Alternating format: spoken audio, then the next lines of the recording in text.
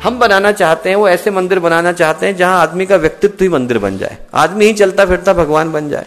तो जो चीज है दोस्तों हमें अंदर से लेकर के जाने की आवश्यकता है कि हम में से जितने हम लोगों के केंद्र हैं वो गुरुदेव के सपनों के जागृत तीर्थ बनने चाहिए। उनमें से प्रत्येक के अंदर ये भाव आना चाहिए कि हम गुरुदेव की योजना को कितने दृष्टि तक, कितनी दूर तक हम गुरुदेव की भावनाओं को लोगों तक पहुंचा पा रहे हैं।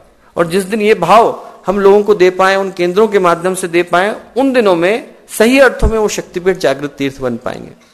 तीसरी चीज जो दोस्तों हमें यहां से लेकर के जाने की आवश्यकता है वो ये लेकर के जाने की आवश्यकता है कि युवा क्रांति वर्ष है, युवा जागृति वर्ष है। जैसा कि आदरणीय डॉक्टर साहब ने, सभी वरिष्ठ कार्यकर्ताओं ने यहां से निर्देशित किया है कि वर्ष युवा क्रांति वर्ष है। नए युवाओं को जोड़ने की, नए लोगों तक पहुंचने की आवश्यकता है। और जैसा हम लोग बोलते हैं इंग्लिश में, चैरिटी बिगिंस एट होम, कि हम लोगों को इसकी शुरुआत अपने घर से करने की आवश्यकता है।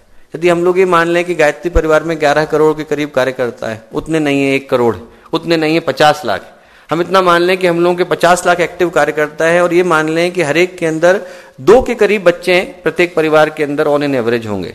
यदि वो 2 बच्चे जो हैं गायत्री परिवार के अपने सक्रिय कार्यकर्ताओं के विद्यार्थी हैं, बच्चे हैं, उनमें से प्रत्येक गायत्री परिवार का नैष्ठिक कार्यकर्ता बन जाए तो आने वाली जनरेशन तो वैसे ही तैयार हो जाती। आज की तारीख में हम लोग जो सोच सकते हैं दोस्तों ये कि गायत्री परिवार में 2 तरीके के यूथ हम लोगों को देखने को मिलते हैं। एक वो जो ऑलरेडी बहुत भाव के साथ काम कर रहे हैं, आप में से बहुत सारों के अपने बच्चे ऐसे होंगे जो बहुत निष्ठा के साथ, बहुत समर्पण के साथ गायत्री परिवार का काम कर रहे हैं, और ये समय उनकी जिम्मेवारियों को बढ़ाने का है, ये समय उनको नई जिम्मेवारियां देने का है। आप लोगों के सामने रहते रहते यदि वो अपनी भूलें करेंगे और अपनी भूलों से सीखेंगे तो ही वो आने वाली जनरेशन को कुछ अच्छा दे पाएंगे। उनको ये जिम्मेवारी देने का है कि वो लोग कुछ अच्छा करें, अच्छा करने का प्रयत्न करें, सामयिक संदर्भ में करें, और उससे कुछ सीख करके नई जनरेशन तक कुछ पहुंचा पाए।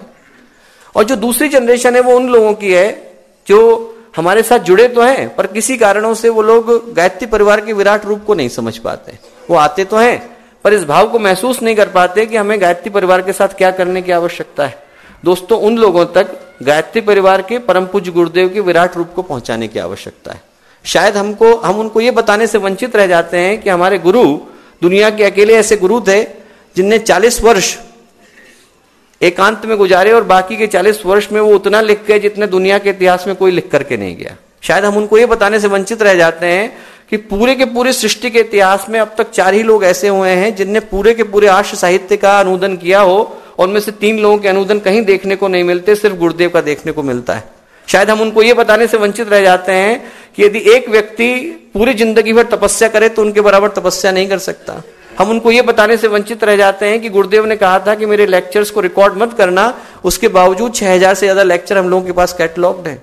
हम उनको ये बताने से वंचित रह जाते हैं कि एक व्यक्ति आया था जो 100 से ज्यादा जीवन एक साथ जी करके गया है। हम लोग उनको ये बताने से वंचित रह जाते हैं कि अकेला गायत्री परिवार ऐसा है जिसके 11 करोड़ कार्यकर्ता हैं, 9000 के करीब केंद्र हैं, और सारे के सारे निःशुल्क भाव से चलते हैं।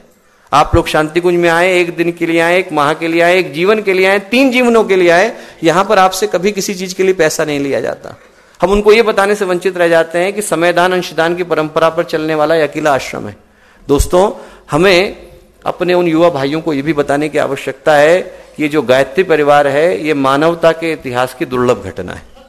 ऐसी घटनाएं कभी रोज रोज नहीं घटती। आज की तारीख में जब व्यक्ति व्यक्ति को मारने पर आमादा हो, समाज अपने को नष्ट करने पर उतारू हो, तो गायत्री परिवार अकेला ऐसा परिवार है जहां पर अलग अलग धर्म के, अलग अलग जाति के, अलग अलग संप्रदाय के लोग एक छत के नीचे रहकर एक उद्देश्य के लिए निरंतर अहर्निश प्रयत्नशील है। ये मानवता के इतिहास की दुर्लभतम घटना है दोस्तों, और ये गौरव हमें अपनी आने वाली जनरेशन के अंदर, आने वाली पीढ़ी के अंदर पैदा करने की आवश्यकता है।